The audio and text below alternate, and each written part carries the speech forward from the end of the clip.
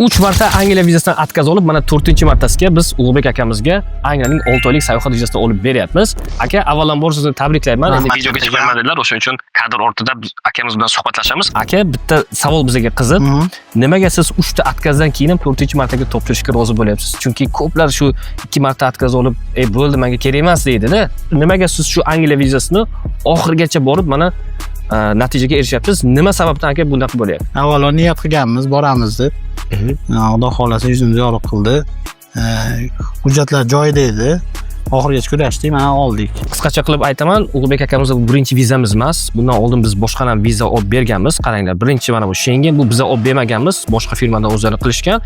Xo'p, biza nima olib berdik? Biza Yaponiya olib berdik. Yaponiya bilan birdan Malayziyaga borib keldilar. Keyin mana ham bitta Schengen olib berdik. Bu Schengenni men aytib beraman, bu Schengen 4 oy, taxminan 4 oy, ya'ni 2026-yil yanvargacha amal qiladi.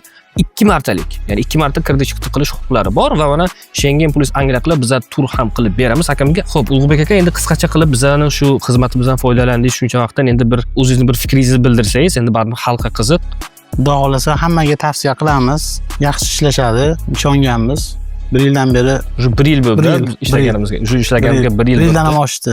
Nasib bo'lsa keyingi qadamimiz akamizga tur qilib beramiz. Ya'ni bu tur qanaqa bo'ladi? Schengenga boradilar, keyin Angliyaga boradilar, Angliyadan Irlandiyaga, Irlandiyadan yana Schengenga, keyin Schengendan yana O'zbekistonga.